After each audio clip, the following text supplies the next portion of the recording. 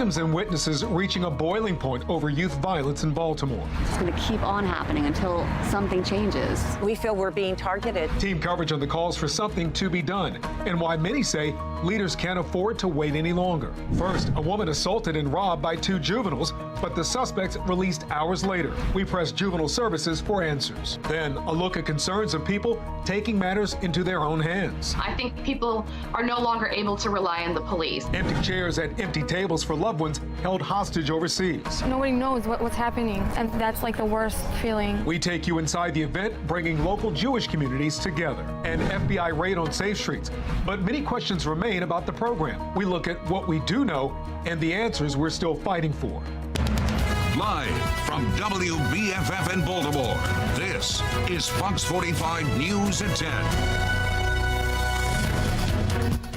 Fox 45 News presses the Department of Juvenile Services in Maryland for answers on why 2 teens were released after allegedly attacking a Baltimore woman. This security footage from Butchers Hill shows a 12-year-old and 14-year-old tackling and punching the victim Wednesday night. She says after the assault, she got a call from DJS telling her those kids were released less than 2 hours after the attack. This incident just the latest example of kids committing crimes, as city residents are wondering, will youth offenders be held accountable? Thanks for joining us. I'm Maxine Stryker. And I'm Kai Jackson. We have team coverage on the youth crime crisis in the state, starting with Rebecca Pryor, who's demanding answers from DJS on why those kids were not held accountable for the alleged assault. On a well-lit street just steps from Patterson Park. It's just scary. It's just scary. A harrowing attack caught on camera. He tackled me and then punched me in the head, and I got kicked. Police say the 2 suspects, teenagers, ages 12 and 14, seen here wrestling a woman to the ground and taking the keys to her car as she feared they'd take much more. I was afraid I was going to get shot because you just don't know, you know? Julie only using her first name to protect her identity, but wants her voice to be heard. I wasn't just screaming for help as loud as I could, hoping somebody would come out. Now she's crying out for accountability. They had a screwdriver. They could have stabbed me if they really wanted to, you know? That's not okay. The suspects, unable to drive a stick shift, never made off with her car, allowing police to track them down with the help of an eyewitness. Patrol cars came up behind me, and I basically just hopped out on the road and said, you know, that way, go. Just hours later, Julie claims a call from the Department of Juvenile Services notifying her both teens had been released. I think it's outrageously inappropriate. I'm pissed off at the law. Under the state's new juvenile justice reform laws, teens are blocked from being charged with certain crimes, but can still face consequences for crimes of violence, which includes robbery.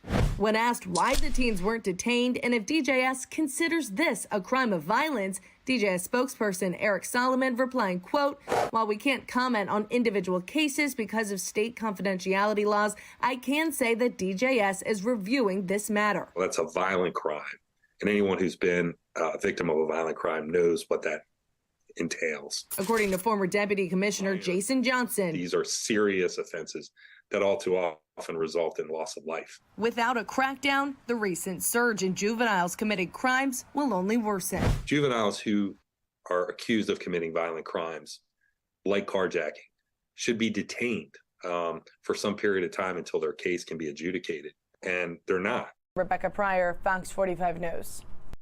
The Department of Juvenile Services faces scrutiny about how the agency can manage young offenders. Earlier this year, the state attorney general found problems with educational services, unsanitary conditions, boredom, and even unsafe staffing levels.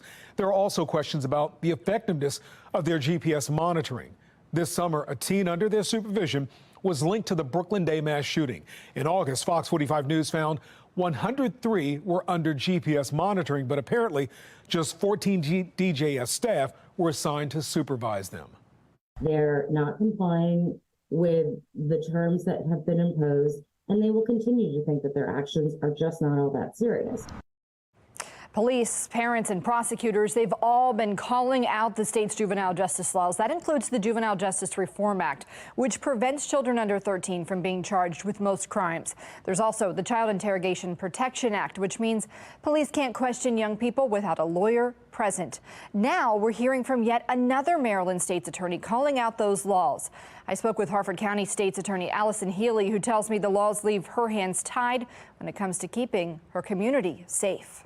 We're all seeing it even in Harford County, where generally we are a very safe county. We have good law enforcement. You know, as a whole, we do very well from a public safety perspective. But to see the number of juvenile cases that are coming in for very serious crimes and the things that they are involved in, and the frustration of not being able to do what we pledge to do, which is be tough on crime, is incredibly frustrating. Well, Healy joins more than a dozen top prosecutors across the state who have spoken out against the laws. That group represents about 87% of the state's population.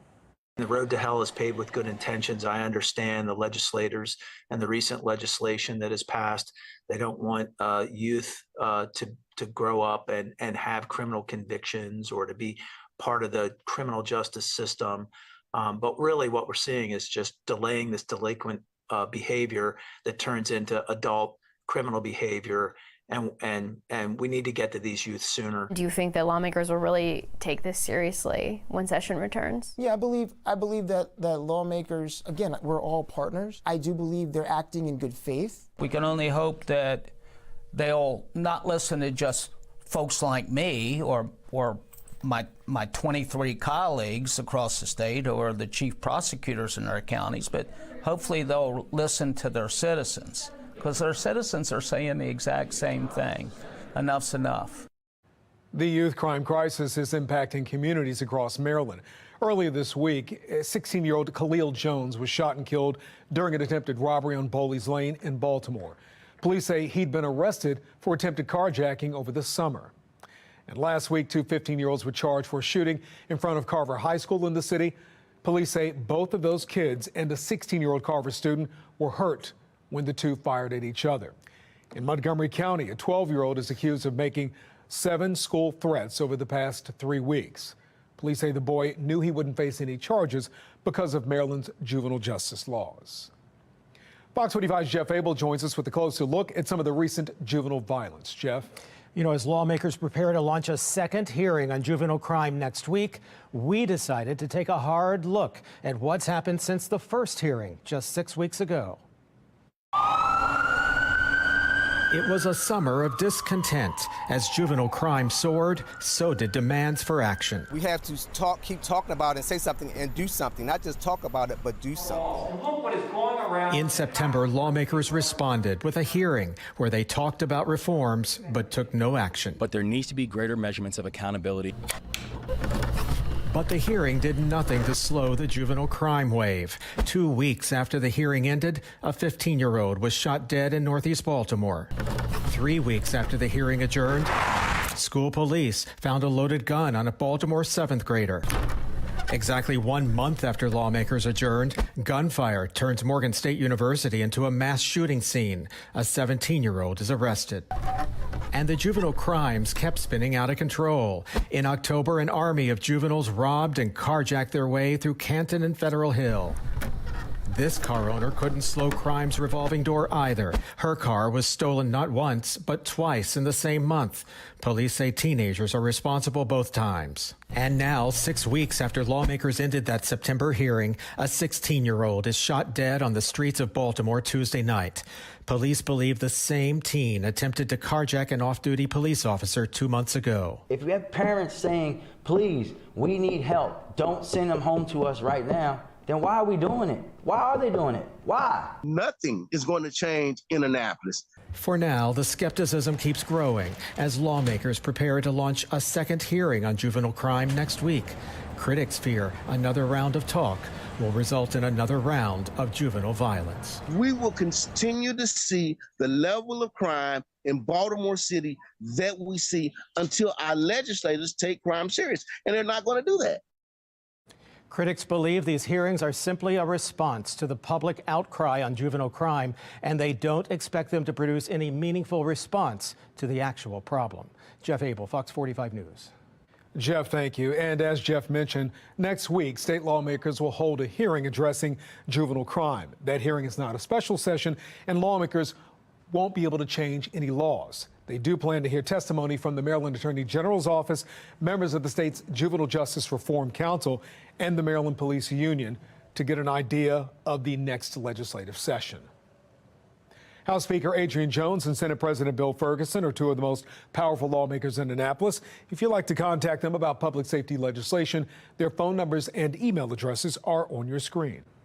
And that brings us now to our question of the day. Do you think the Maryland legislature will address the juvenile crime crisis? You can weigh in by going to foxbaltimore.com/vote. The White House is urging Israel to ease up on its attacks on Gaza. The Biden administration says more needs to be done to protect Palestinian civilians. Since the start of the war, more than 9,000 have been killed, and the country's critical infrastructure has been devastated among the Palestinian people. The president says that pause could be beneficial for rescuing Americans trapped in Gaza, providing aid to the Palestinian civilians, and possibly locating more than 240 hostages Hamas is currently holding. Now, some of those hostages have local ties. Their friends and family in Baltimore praying for their safe return tonight. Nobody knows what's happening. Like, we feel like we just don't know, just waiting. And that's like the worst feeling. Fox 45's Keith Daniels joins us live now after talking with some of the people who are waiting on edge, hoping their loved ones are safe. Keith? Well, Maxine, Shabbat is the Jewish day of rest.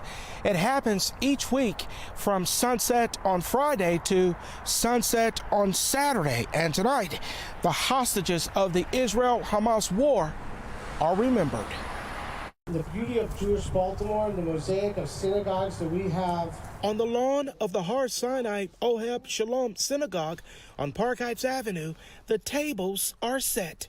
Flowers and more in place for Shabbat dinner. We're entering Shabbat this evening to welcome in Jewish ritual and prayer. High chairs for the adults, booster seats for the babies and young children. But the seats will remain empty. And as we enter into Shabbos, we think about hope, and we think about how we're one community. 240 vacant chairs representing the number of hostages held by Hamas in Gaza. They need you. They need us. They need you to remember their names, to know them. Pictures of the hostages attached to the empty chairs. As you can imagine, heartbroken. Boaz Atzili describes how he's feeling as he looks for the face of his cousin and his cousin's wife, both held hostage. This is my cousin. For Atzili, a painful, tearful discovery. People that you love and you family, and you don't know where they are and where they're kept and whether they're alive or not. Yeah, it's just the uncertainty.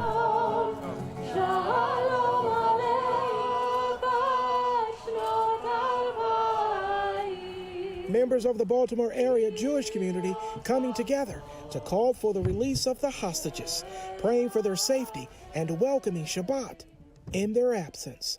You cannot describe it, what happened to them, what's happened to the people that were killed. Little babies, they shot them. That they may return the captives in wholeness of body and spirit. Joanna Rubin, an Israeli, now living in Frederick County, says she had to make the drive to be here. She's standing with Israel, where she lived about 15 years ago, where she says she too narrowly escaped the work of terrorists when she missed the bus after getting off work. I missed it, and 20 minutes after, it was bombed. It exploded in a terror attack. I felt lucky, but I also felt like other people died instead. It doesn't matter. There were 100 people on that bus and around it.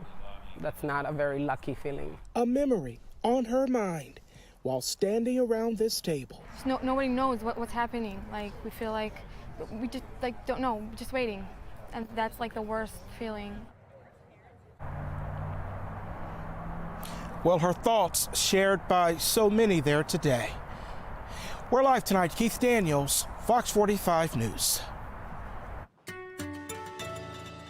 After a pretty pleasant day, we are getting ready for chilly temperatures tonight as we drop to the upper 30s and low 40s. But tomorrow, we're in for a nice warm up, and that warm trend extends into next week. Coming up, I'll have a closer look at just how warm it gets in my Weather Authority forecast. Back to you. Coming up on Fox 45 News at 10, as the number of stolen cars in Baltimore City nears 10,000, one city councilman is looking to do something about it. What he wants the city to give to all Baltimore drivers and how much it would cost. The car thefts, robberies, and other so-called quality of life crimes have many in the city frustrated. The concern some people might take matters into their own hands. Plus, right after the break, more questions than answers after an FBI raid at a Safe Streets location. We're breaking down everything we know about the investigation and what we still need to know.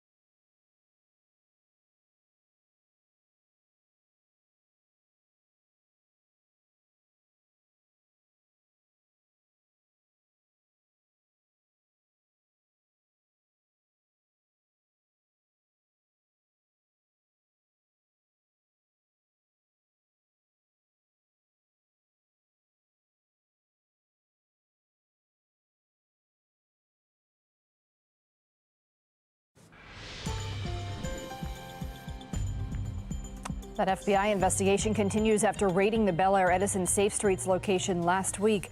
Amid the probe, there are several unanswered questions. Fox 45's Mackenzie Frost has been investigating the gun violence prevention program for 2 years. Tonight, she gives us a look from the accountability desk at the information we still don't know about Safe Streets. It's been a busy week with the news of the FBI showing up at a Safe Streets location as well as a few employees' homes. Let me walk you through what we know and what we don't know using the whiteboards.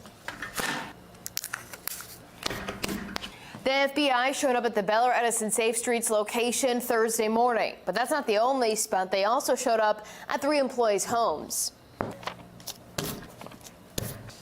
including David Caldwell. He's the site supervisor of the Bel Air Edison Safe Streets location, and right now all 3 of these employees are on leave and the location remains inactive. Now, when the FBI and other law enforcement agents showed up at Caldwell's house, not only did they find drug packaging material, but they also found ammunition at his house. And because of his previous criminal record, that ammunition is why he's now facing state-level charges. Earlier this week, I questioned Mayor Brandon Scott about this investigation and the future of Safe Streets. And right now, the mayor is adamant that his flagship gun violence prevention program is here to stay. Why should the public trust that this program is functional now? Well, I think that we also have a separately outside of city government that says the program works. We said everything that we're going to say about the investigation that should be directed to the FBI. One person doesn't negate, two people doesn't negate. The same way it doesn't negate the work that BPD does. The Gun Trace Task Force didn't negate that we have a police department. So right now, Mayor Brandon Scott remains adamant that this investigation is isolated to just a few bad actors. But we have a history of Safe Streets employees breaking the law while they're getting paid by taxpayers to prevent crime from happening in the first place. This is Ronald Alexander, and you can see in this photo he's wearing a Safe Streets t-shirt carrying what prosecutors say was a bag of drugs. And according to the court documents, Alexander used his position as a Safe Streets employee to try and get out of a traffic stop with Baltimore police.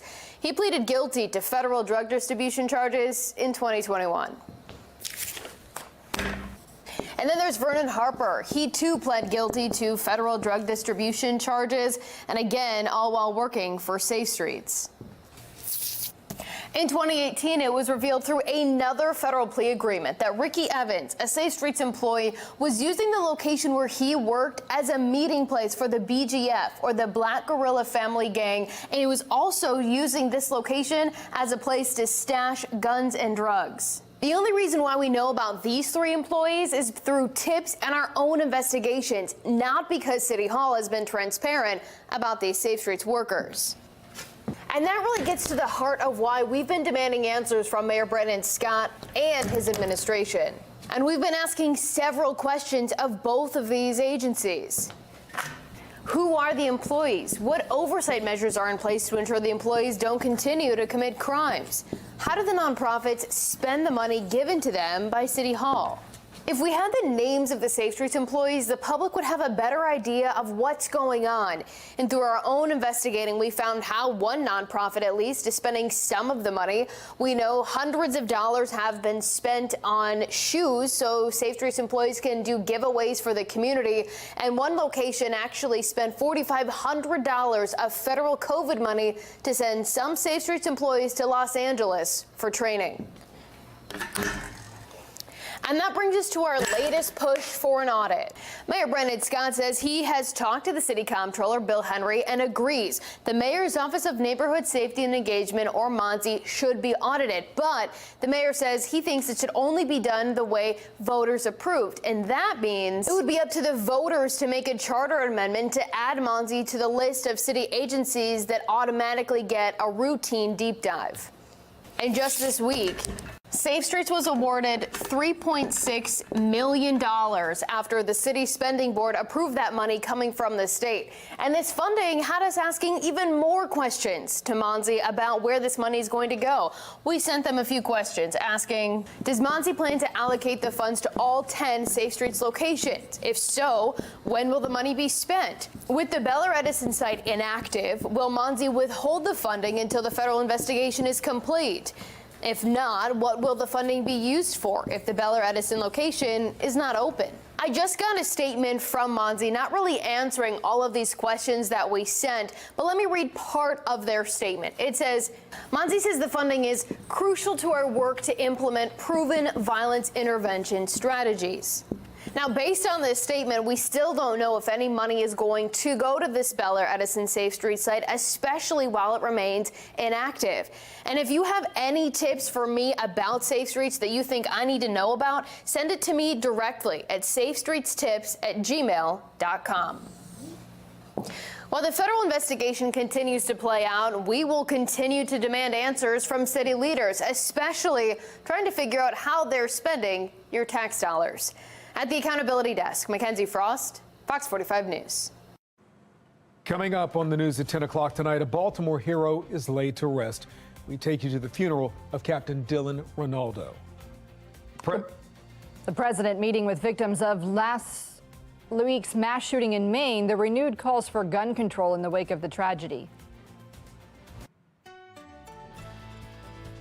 We are getting ready for the last sunset after 6 p.m. tomorrow because we fall back this weekend. That happens on Sunday. And you'll notice we're looking at an hour difference in that sunset, 5 p.m. and then 4 as we head into December. Coming up, we'll have a closer look at just how warm it gets before we fall back. in my Weather Authority forecast. And we take a live look at the Inner Harbor tonight on a crisp but not overly cold November evening.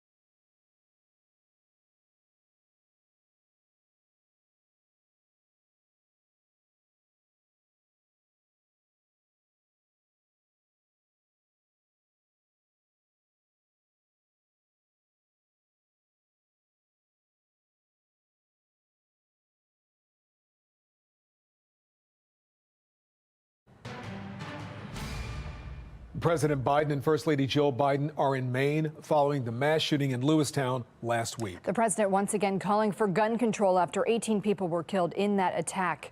Biden spent the day visiting the scene of the shooting and meeting with families of the victims. After those meetings, the president once again called on Congress to pass what he calls common sense gun laws.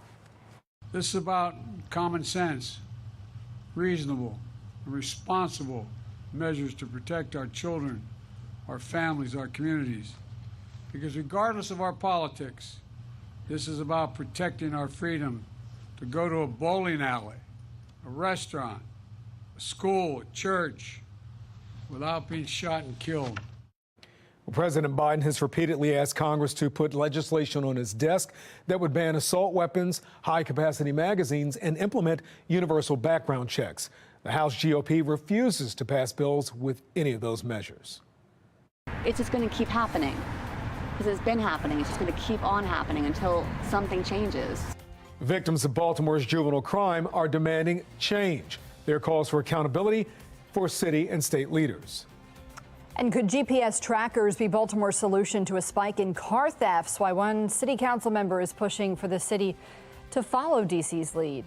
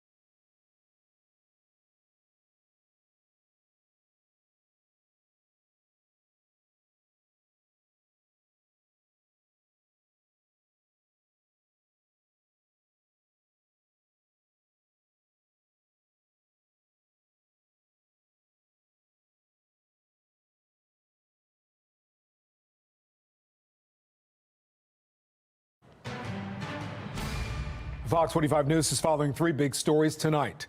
Could the city turn to GPS trackers to stop the spike in car thefts? One councilman is calling on Baltimore to follow D.C.'s lead.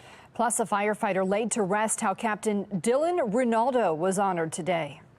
First, there's growing frustration among Baltimore residents when it comes to youth crime. On Wednesday, a 12-year-old and 14-year-old allegedly attacked a woman in Butchers Hill, punching her and pushing her to the ground, and then trying to steal her car before they were later caught. Those kids are already out of police custody. Neighbors told Fox 45 News they're fed up with the lack of accountability for juveniles charged with committing crimes. Fox 45's Vincent Hill joins live now with the latest on their calls for change. Vincent. Yeah, Maxine and Kai, victims, witnesses, even law enforcement experts using just one word when it comes to crime: frustrating.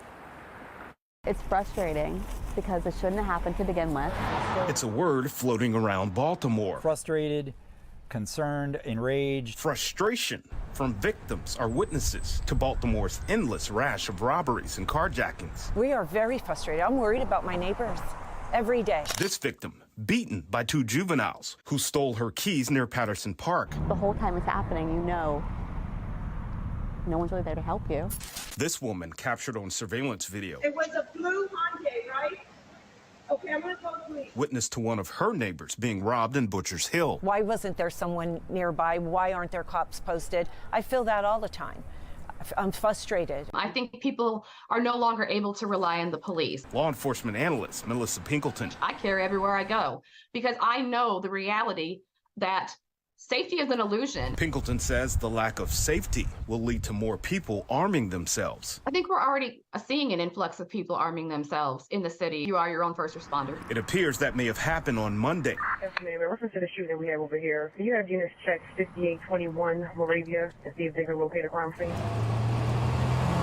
16-year-old Khalil Jones shot and killed after trying to rob someone near Bowleys Avenue. His body dumped near Johns Hopkins. Jones, the same teen who was shot 2 months ago when trying to carjack a Baltimore police officer. Now, the frustration with the city's crime is at its boiling point. It's frustrating because it shouldn't have happened to begin with. Yeah, I'm pissed. Yeah, and about a month ago, you may remember a man shot and killed someone who stole his truck. Now, keep in mind, Maryland is not a stand your ground state, and you can only use deadly force to protect your life. At BPD headquarters, Vincent Hill, Fox 45 News. Vincent, thank you. Leaders across the state continue to raise concerns about juvenile crime. Early this week, 16-year-old Khalil Jones was shot and killed during an attempted robbery on Bowleys Lane in Baltimore. Police say he'd been arrested for an attempted carjacking over the summer. Mayor Brandon Scott says that teen might be alive right now had his arrest been handled differently. When you're talking about young people, there has to be some system that actually works. Because if something was done the first time someone was arrested for something like this, that young man will be alive today. That's the reality. Despite those calls from the mayor for change, he hasn't given specifics as to what policy he supports for or a more effective juvenile justice system would look like. And the frustration also coming from parents. Fox 45 has heard from multiple families who say their kids are out of control and need help to make sure they're not heading down a dangerous path. But if we're just going to look at them and say, well, they're too young to know the wrong that they've done, that is not for Baltimore. That is not for Maryland, because kids in this city, in this state, are still committing crimes. I don't understand how they can sit back and see this stuff happening and not immediately want to make changes or something. Next week, state lawmakers will hold a hearing to address juvenile crime. Lawmakers plan to hear testimony from the Maryland Attorney General, members of the state's Juvenile Justice Reform Council, and the Maryland Police Union. They want to get a better grasp of what's coming up in the next session. More than 9,300 cars have been stolen in Baltimore this year. That number up more than 200% from this time in 2022. The city well on its way to seeing more than 10,000 cars stolen by the end of November. And now a Baltimore City Council member is urging the city to help Baltimore residents track their vehicles so they know where they are even after it's been stolen. Fox 45's Amy Simpson has the details. Hopping on a flight nowadays, it's not uncommon for travelers to place GPS trackers inside their luggage. Now, a Baltimore City councilman wants to use those same trackers as auto thefts soar citywide. The rate of auto theft is completely out of control. 11th District Councilman Eric Costello sending this letter to Mayor Brandon Scott on Thursday, calling for emergency funding approval to buy more steering wheel locks, but also buy digital tracking tags for cars in the city, wanting to give them out to drivers for free. By having one of these devices in your vehicle, you're able to quickly go online and find the exact location of your vehicle. If your vehicle's been stolen, you can alert police to it, and you can help expedite the investigation for BPD. Just this week, Washington, D.C. Mayor Muriel Bowser and the Metropolitan Police Department launched its own pilot program to give out free tracking tags, most commonly known as Apple AirTags or tiles. D.C. already set to hold 3 distribution events next week for residents who live in districts hardest hit by auto theft. These tags and tiles will help MPD recover stolen vehicles and hold people accountable. The word will also get out that this is not a community to come in and steal cars. Back here in Baltimore, MVA data as of July 31st reveals roughly 225,000 cars are registered here in the city. Costello saying he wants to provide a tracker for anyone who wants one. And by his estimate, they cost as low as $22 a piece. So some quick math shows just 10,000 trackers could cost taxpayers more than $200 grand. Fox 45 asking if the city can afford this. When the police department is overwhelmed with service calls through 911, do they have the bandwidth to deal with an additional 6,000 stolen vehicles per year? And the answer that we all know is no, they do not. So we have got to do something creative. Amy Simpson, Fox 45 News. Now, it appears that GPS trackers likely will become a reality here in Baltimore. This afternoon, the mayor's office telling Fox 45 it's working with BPD to secure AirTags or something similar, though no specifics on timing were given. Now, if you have a stolen car story or know someone who's been impacted by the spike in auto thefts, we want to hear about it. Just scan the QR code on your screen and tell us what happened, or send an email to news@foxbaltimore.com.